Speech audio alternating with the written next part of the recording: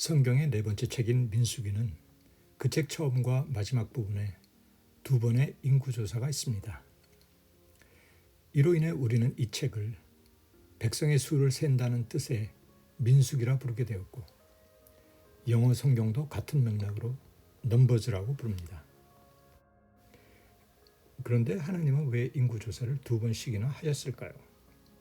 그것은 그 대상이 달랐기 때문입니다. 즉, 첫 번째 인구조사는 애굽에서 탈출한 광야 1세대를 대상으로 실시한 것이고, 두 번째 인구조사는 가나안에 들어가기 전 광야 2세대를 대상으로 실시한 것입니다. 이것은 민수기 13장에 나오는 가데스 바네아 정탐꾼 사건에서 보여준 이스라엘의 불순종으로 인해 하나님의 진노를 산 광야 1세대 중 요수아와 갈렙을 제외한 모두가 광야에서 죽고 광야 2세대만 남아있었기 때문이었습니다. 그러면 왜 하나님은 이스라엘에게 인구조사를 실시하라고 명하셨을까요? 이에 대해 민수기 1장 3절은 20세 이상으로 싸움에 나갈 만한 모든 자를 계수하라고 말하고 있습니다. 이 말은 가나안 정복 전쟁을 앞두고 이스라엘의 병력을 미리 파악한다는 의미로 해석될 수 있습니다.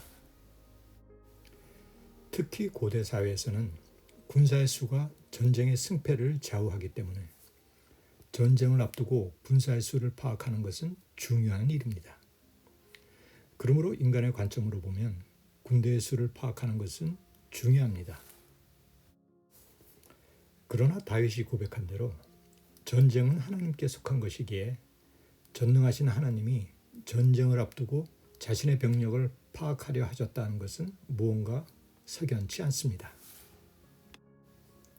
사실 출애굽 때 뒤따라오던 당대 최강의 군대인 바로의 군사들을 홍해바다 가운데 수장시켜 몰살시키신 분도 하나님이시고, 시내산에 거의 다 와서는 아말렉 족속이 이스라엘을 공격할 때 싸우신 분도 하나님이심을 우리는 잘 알고 있습니다.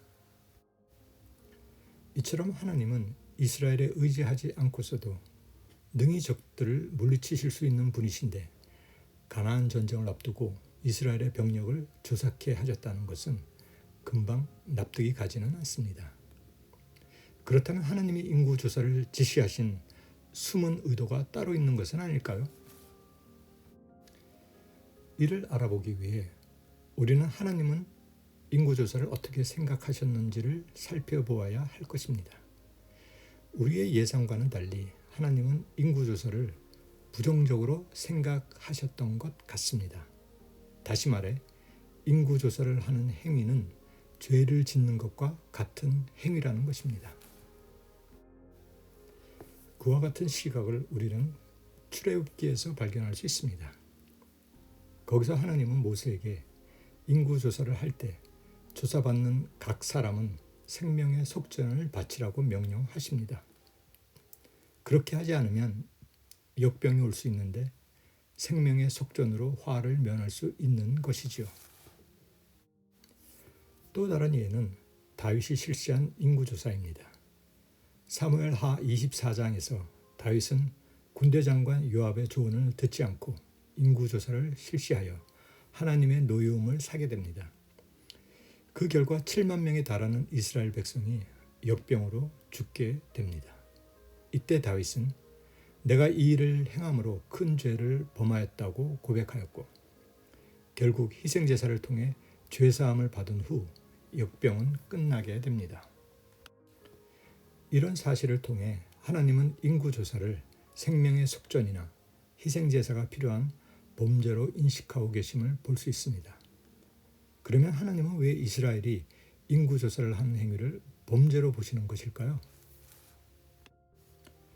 고대 사회에서 인구조사는 국가가 소집할 수 있는 군대의 규모를 아는 방법으로 권력자가 가진 힘의 규모를 나타내 줍니다. 그러므로 백성의 수는 권력자의 힘을 나타내는 하나의 도구입니다. 그러기에 고대 사회에서 인구조사는 인간을 하나의 도구로 생각하는 사상이 그 밑에 깔려 있는 것이지요. 이런 사상은 결국 큰 것이 더 좋은 것이라는 가치관을 잉태하게 합니다. 그래서 인간은 더 높고 더 크고 더 많은 것을 추구하게 되죠. 그 결과 바벨탑과 피라미드 같은 거대한 석조 건축물들이 수많은 노예의 피와 땀으로 건설되었습니다. 이처럼 더 크고 더 높은 것만을 추구할 때 인간은 하나의 도구로 전락합니다. 고대 자료에 의하면 바벨탑을 지을 때 사람이 떨어져 죽으면 아무도 관심을 갖지 않았지만 벽돌 하나가 떨어지면 안타까워 울었다고 합니다. 인간의 생명을 벽돌 하나보다 못하게 여기는 사상, 이러한 사상 아래 하나님 형상으로 창조된 인간의 존엄성은 무시됩니다. 그러나 성경은 그런 세속적인 사상을 철저히 거부합니다. 왜냐하면 모든 인간은 남성이든 여성이든 가난한 자든 부자든 강한 자든 약한 자든 노예든 자유자든 모두 하나님의 형상이므로 계량화할 수 없는 가치를 지니고 있기 때문입니다. 그러므로 사람의 수를 세는 행위는 각 인간의 존재 가치가 자기 자신을 위해 있는 것이 아니라 결국 전체의 한 부분으로서만 가치가 있다는 사상이 녹아들어 있는 것입니다. 이러한 사상은 인간의 존엄성을 무시하고 인간을 단지 수단으로만 보는 위험성을 안고 있습니다. 인구조사가 이러한 영적인 위험으로 가득 차 있기에 하나님은 그것을 죄로 보신 것입니다. 고대 사회 때부터 지금까지 세상은 숫자로 힘을 표현합니다. 그리고 숫자가 힘을 나타내는 한 하나의 인격체로서 개인은 찾아보기 힘듭니다. 그런 가치관 속에서 인간은 더 크고 더 넓고 더 많은 것만을 추구하게 됩니다. 그 결과 가난하고 소외된 사람들을 혐오하는 풍조가 만연하게 되지요. 그래서 하나님은 성경 내내 가난한 자와 고아와 과부와 나그네를 돌보라고 명령하십니다. 또한 예레미야는 힘과 부를 자랑하지 말고 하나님을 아는 것을 자랑하라고 권면합니다. 사실 하나님에게 숫자는 중요하지 않습니다. 그것을 말해주는 가장 대표적인 두 가지 예가 성경에 기록되어 있습니다. 먼저 신명기에는 하나님이 이스라엘 택하신 이유가 다른 민족보다 숫자가 많아서가 아니라 오히려 모든 민족 중에 가장 적어서라고 말씀하십니다.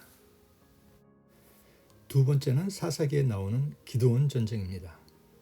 미디안과의 전쟁을 앞두고 기드온이 32,000명의 병사를 모집했을 때 하나님은 단 300명으로 그들과 싸우라고 말씀하십니다. 그리고 그 300명으로 싸울 때 미디안 사람을 기드온의 손에 붙이겠다고 약속하십니다. 그렇다면 하나님이 두 번씩이나 이스라엘의 인구조사를 명령하신 진짜 의도는 무엇일까요? 이 점에 있어서 우리는 한 구약학자의 해석을 눈여겨볼 필요가 있습니다. 그는 인구조사가 개개인의 인격을 존중하는 하나님의 사랑의 행위였다고 말합니다. 그래서 민수기 1장 2절에 계수를 할지니로 번역된 히브리 원어는 세우 엣 로시인데 문자 그대로 번역을 하면 머리를 들어 올리라라는 의미입니다. 세는 행위를 나타내는 다른 동사가 있음에도 왜 하나님은 머리를 들어 올리다라는 뜻을 가진 동사를 사용하셨을까요? 그 의미를 이해하기 위해서 옛날 왕이 있던 시절로 돌아가 봅시다. 전쟁에서 큰 공을 세운 한 군사가 왕 앞에 불려옵니다. 왕 앞이기에 그는 무릎을 꿇고 머리를 조아립니다. 왕은 그 군사에게 머리를 들라라고 말합니다. 그것은 자랑스런 그의 얼굴과 이름을 기억하겠다는 의미입니다. 머리를 드는 행위는 서로 얼굴을 마주보는 행동입니다. 그것은 마치 많은 아이들이 꽉 차 있는 운동장에서 당신이 아들을 발견하고는 서로 바라보는 것과 같습니다. 그리고 이것이 아론의 축복 기도 속에 하나님이 그 얼굴을 백성에게로 향하여 드시기를 광고하는 소망이 담겨 있는 이유이기도 합니다. 하나님이 각 사람을 기억하고자 하시는 마음은 시편 147편 4절에도 잘 나타나 있습니다. 거기서 하나님은 별의 수를 세시고 각각의 이름을 부르신다고 말하고 있습니다. 이름은 각 개인의 존재와 고유성을 나타내는 표식입니다. 각 개인의 존엄성이 보장되지 않는 감옥에서 우리는 죄수들이 이름 대신 번호로 불리는 것을 봅니다. 따라서 하나님이 민수기에서 하셨던 인구조사는 가나안 땅으로 들어가기로 계획된 사람들의 이름을 부르는 것이며, 그것은 각 개인으로 하여금 머리를 들어 올려서 그들에게는 축복을 주시는 한편 하나님은 그들을 알아보고 기억하시겠다는 사랑의 표현인 것입니다. 끝으로 분명히 해야 할 것은 인구조사 그 자체가 문제가 있다고 성경이 말하는 것은 아니라는 것입니다. 현대에 와서 인구조사는 국민의 복지를 위한 보다 효율적이고 합리적인 경제 정책을 수립하기 위해 필요한 것입니다. 그래서 올바로 거둔 세금이 가장 효율적으로 전 국민에게 분배될 수 있도록 인구조사 결과를 활용한다면 모든 국민에게 유익한 것이 될 것입니다. 그러나 인구조사의 목적 뒤에 인간의 존엄성을 훼손하고 인간을 단순히 숫자로만 보는 그런 사상이 숨어 있다면 그것은 여전히 죄가 될 것이며, 성경은 그런 잘못된 사상을 경계하고 있는 것입니다. 아울러 민수기의 인구조사를 통해 우리가 명심해야 할 것은 우리가 믿는 하나님은 한 사람 한 사람을 기억하시는 분이시라는 것입니다. 그런 하나님이 마지막 날에 우리를 모르겠다고 하시면 그것은 얼마나 무서운 일이겠습니까? 예수님은 말씀하셨습니다. 그날에 많은 사람이 나더러 이르되 주여 주여 우리가 주의 이름으로 선지자 노릇하며 주의 이름으로 귀신을 쫓아내며 주의 이름으로 많은 권능을 행치 아니하였나이까 하리니 그때 저희에게 밝히 말하되 내가 너희를 도무지 알지 못하니 불법을 행하는 자들아 내게서 떠나가라 하리라.